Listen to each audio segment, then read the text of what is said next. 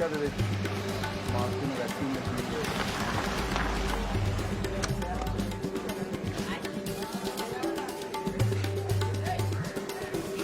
Prime Minister, how are you? It's a pleasure to meet you.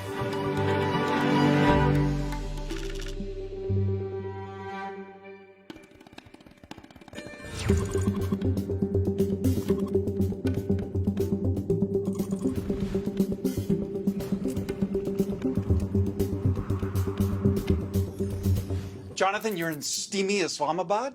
You're about to interview the Prime Minister, Imran Khan, a former cricket star. Pakistan is squarely in the sights of the Biden administration right now. America is going to completely withdraw its military from Afghanistan by September the 11th. The question of whether Pakistan allows American special forces and CIA to base themselves in Pakistan could have really direct impacts on whether terrorism flourishes again in Afghanistan and ultimately comes back to hit America at home. Prime Minister Khan, the US military is finally withdrawing from Afghanistan after 20 years. Are you happy about that? Happy in one way, because there was never going to be any military solution in Afghanistan. Anxious that they are leaving. Without a political settlement, there's a possibility of civil war. What would a political settlement look like in your mind? A political settlement in Afghanistan would mean a sort of a coalition government, a government from the Taliban side and the other side. There is no other solution. Do you think the Americans made a mistake by saying we're getting out by September the 11th? Difficult, you know, they have got themselves in such a big mess. They had to give some sort of time frame. But at the moment they gave a time frame, Taliban would have considered that a victory. How do you feel about the prospect of the Taliban effectively controlling Afghanistan? Are you happy to welcome them into the community of nations? As far as Pakistan is concerned, whoever represents the people of Afghanistan, we will deal with them. But what if they're not democratically elected? Does it not concern you on some level that this group of people is accumulating power right next door to you?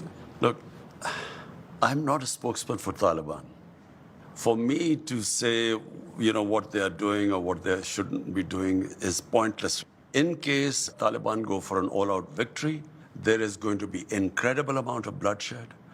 And let me tell you, the country that is going to suffer the most after Afghanistan is going to be Pakistan. We already have 3 million Afghan refugees here. And this could lead another exodus. So that is our biggest concern. The Americans, before they leave, there must be a settlement. Let's talk about the relationship with the United States. The American CIA director, Bill Burns, made an unannounced visit here to Islamabad.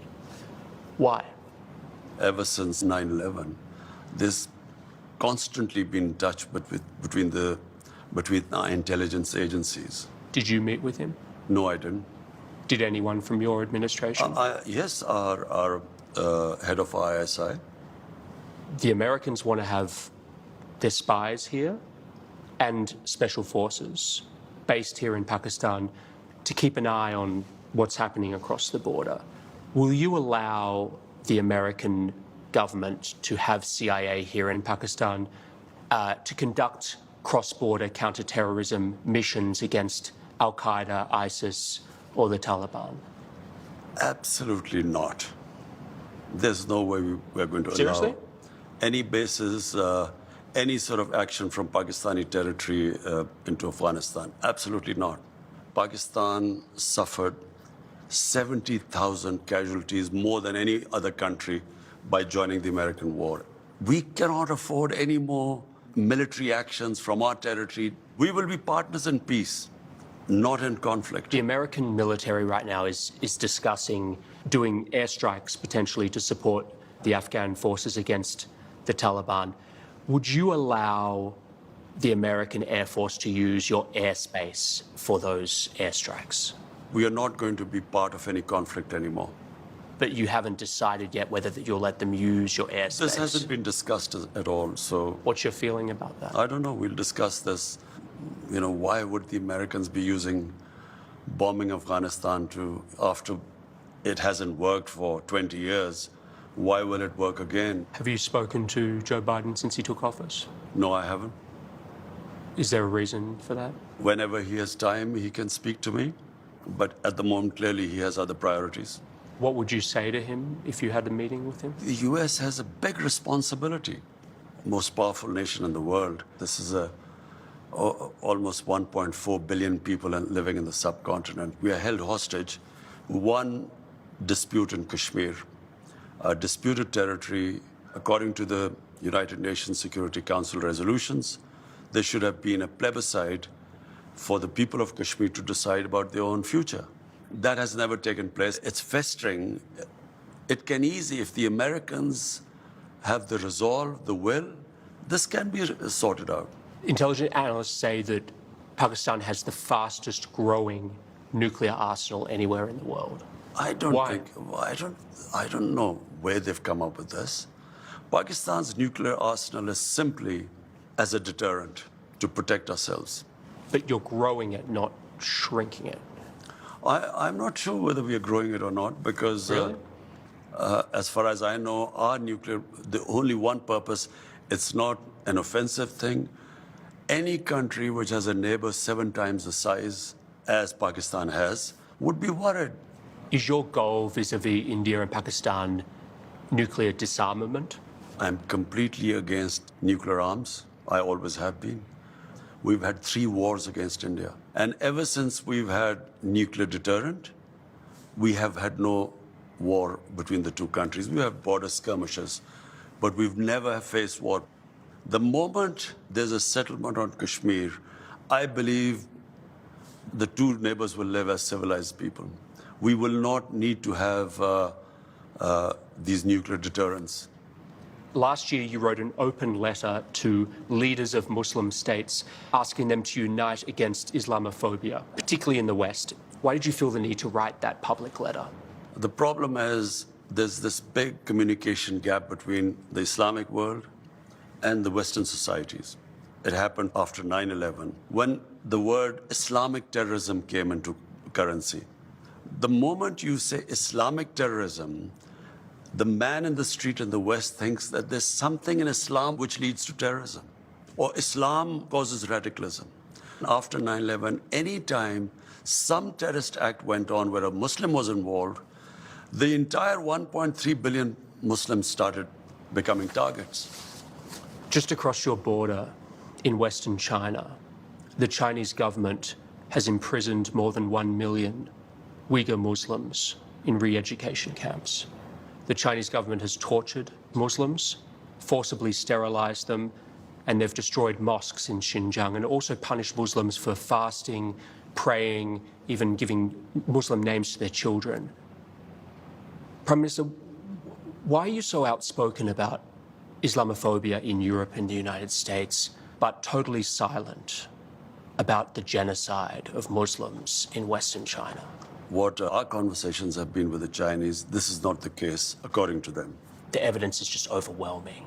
Whatever issues we have with the Chinese, we speak to them behind closed doors. China has been one of the greatest friends to us in our most difficult times. When we were really struggling, our economy was struggling, China came to our rescue. So we respect the way they are. And whatever issues we have, we speak behind closed doors. How come this is such a big issue in the Western world? Why are the people of Kashmir ignored? It is much more relevant. Compared to what might be going in the Uyghurs, 100,000 Kashmiris have been killed. There are 800,000 Indian troops which have literally, it's an open prison in Kashmir. 9 million Kashmiris are put there. Why is that not an issue? So I think it's hypocrisy. They've been a huge partner to you, China, but on some level, doesn't it make you feel sick to have to be quiet because of all this money they're putting into Pakistan? I look around the world, what's happening in Palestine, Libya, Somalia, Syria, Afghanistan. Am I going to start talking about everything? I concentrate on what is happening on my border, in my country. This is on your border. Which is part of, no, that is part of Pakistan. 100,000 Kashmiris are dying. That concerns me more. Because half of Kashmir is in Pakistan. This is a grotesquely large human rights atrocity. First of all, I'm not sure about that because our satellite conversations with the Chinese, this is not the picture I'm sure that comes from that side. So just to put a fine point on this, you are not in any way concerned about the Muslim Uyghurs in Xinjiang? Our discussions with Chinese will always be behind closed doors. You were asked about the epidemic of sexual violence and rape in Pakistan, and you acknowledged the seriousness of the problem, and you talked about Pakistan's strict laws. You were also quoted as saying that the practice of women wearing veils, quote, is to stop temptation. Not every man has willpower, you said. On increasing vulgarity, it will have consequences. And you were accused of rape victim blaming. How do you respond to that? It is such nonsense. I never said veils. This was never said. I said the concept of parda. Concept of parda is avoid temptation in the society. We don't have discos here. We don't have nightclubs. So it is a completely different society, way of life here. So if you raise temptation in the society to the point, and all these young guys have nowhere to go, it has consequences in the society. Do you think that what women wear has any effect, that's part of this temptation? If a woman is wearing very few clothes, it will have an impact on the men, unless they're robots. I mean, it's common sense. Yes, but is it really going to provoke acts of sexual violence? It depends which society you live in. If in a society people haven't seen that sort of thing, it will have an impact on them. If you grow up in a society like you, maybe it won't on you. This cultural imperialism, whatever is in our culture, must be acceptable to everyone else. It's not. But forgive me, like, when you were a cricket star, you were seen as a playboy, there were photos of you with your shirts off in your bedroom. Like, Jonathan, it's a bit rich for you to be criticizing this. This is not about me. It's about but you're the messenger. Jonathan, listen, it's about my society. My priority is how my society behaves, what reactions are caused in my society. So when I see sex crime going through the roof, we sit down, we discuss how we're going to tackle this. It is having an impact in my society. We have to do something about it. Thank you so much, Prime Minister. Okay. Really appreciate your time. Jonathan, you did go a bit long about that.